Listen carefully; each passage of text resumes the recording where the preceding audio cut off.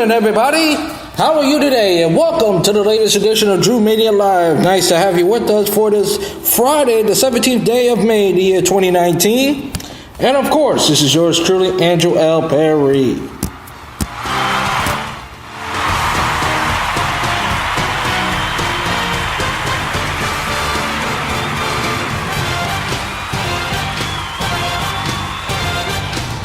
Thank you very much, as always, coming to you live and at you from the busy streets, which is Brooklyn, New York. And today, for the first time in a while, I'm doing a show in the campus of Long Island University, which is located in downtown Brooklyn, as I chat to you what is happening in the world of sports. I know this is unsettling. This is last minute, but I decided, you know what? I haven't done a live show in a while, so you know what? Let me do a live show. Before the horse racing started for the weekend. But nevertheless, it's great to have you aboard. We have a lot to do. As usual, we have a lot to do today. We got a little bit. We'll do our best to do the Preakness weekend is coming up. We're gonna preview that a little bit. In an hour, we're gonna spend a little time with the Eastern Conference Finals, Game 2, of course, between the Raptors and the Milwaukee Bucks. Let's see if the Bucks could take a 2-0 lead, and we discussed the Mets' pathetic loss, and we'll still dive in the firing of McCann and what this means going forward for the Jets. But we'll get to all that. I'm not going to get into everything, but let's kick off the show talking about Game 2 of the Western Conference Finals between the Golden State Warriors and the Portland Trail Blazers, as the Golden State Warriors taking commanding 2-0 lead. And let's call it the way we see it, folks. They basically stole that game. And the reason why they stole that game, because the Warriors in the third quarter alone, they outscored the Portland Trail Blazers by 39 to 24 points. So they outscored them. And for Portland, For Portland, their defense has to be a lot sharper. They have to play a lot better, because their defense Mark Jackson and Jeff Van Gundy touch on it. Their defense was flat out pathetic. It was flat out pathetic. They let Draymond Green cook that you haven't heard since he was with Oregon, and they let Klay Thompson and Steph Curry have their way with them. Steph Curry became the third active player to have 30 or more points in the playoffs. But LeBron has more with 60. But nevertheless, the Warriors are just so far having their way with Portland. They really are. They show they're giving Portland a headache and so forth. And this is the second time that the Golden State Warriors. This is the second time in their playoff history since the shot clock era, which started in 1954 to 1955, that they have come back for 20 or more points. As for let's switch back to Portland. Portland was leading. This is the first time in their playoff history in the Trailblazers playoff history that they have lost by 17 points. Because usually in their playoff history, go back to the Bill Walton, go back to the Bill Waltons, the Clyde Drexlers, the Cliff Robinsons, and the boys in the 90s, that the Portland Trailblazers had never lost a game when they lead in 17 or more points by halftime.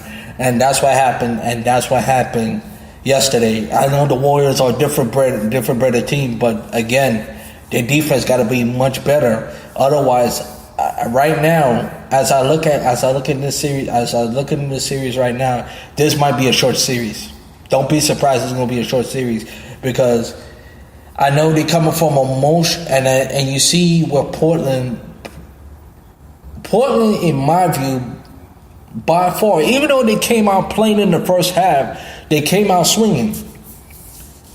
They did not finish the job in the second half, and that's where they got to start in Game 3. And the emotional effect played a part in it.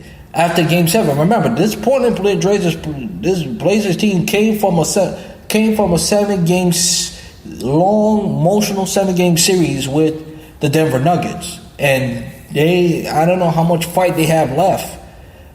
So let's see if they could bounce back. If they could bounce back and not let it get out of hand, because we all know no team in NBA history have come back from a 3-0 deficit. So Portland gotta really snap out of it at some point. And the guy that, in my mind, that really gotta take the game over, that really gotta, besides CJ McCollum, Damian Lillard really gotta find a way to figure out how to take over this game, because he's a hell of a player. And stop taking these I know he's a hell of a shooter, but these shots you made in OKC, you're not going to make these shots all the time.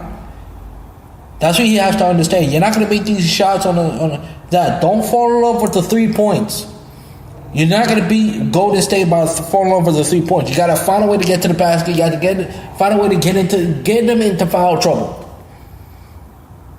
Because lately, I've been seeing the Warriors getting getting themselves in more foul trouble. And the one thing you can say what you want about Golden State. The Golden State are the only team in the NBA right now that never beat themselves. You notice the Warriors. Say what you want about Golden State, but Golden State. One thing I have to give Golden State tremendous credit: they don't beat themselves. Because if it was any other team who was down by 17 points, this game will probably be over.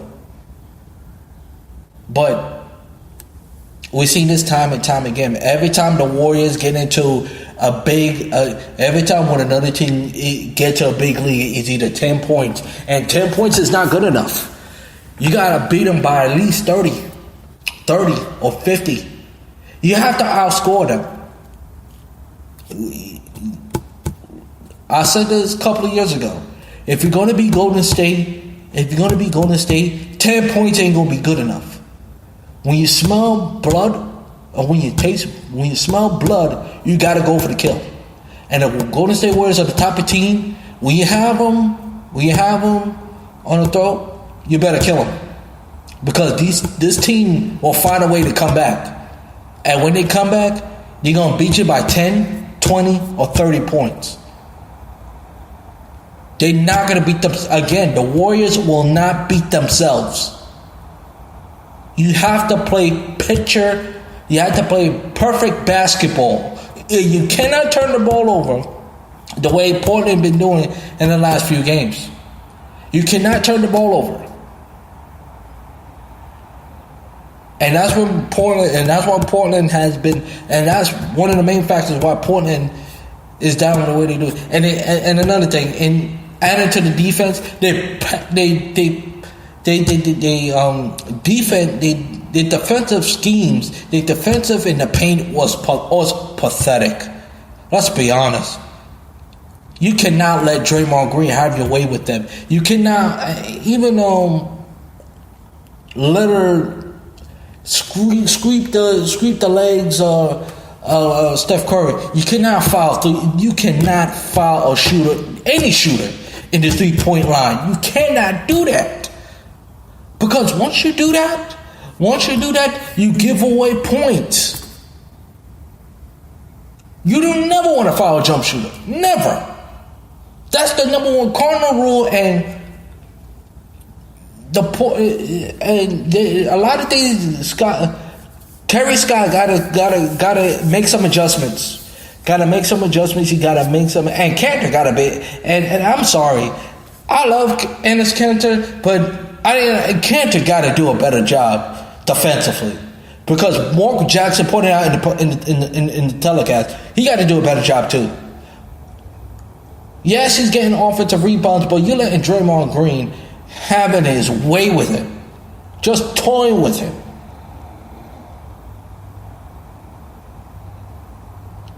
I could live with. You cannot let your best players beat you. You have a golden opportunity to take care of the Golden State Warriors when Kevin Durant is not here.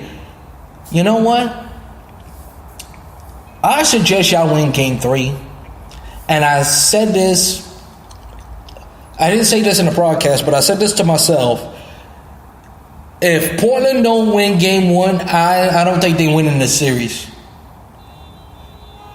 Because you have to,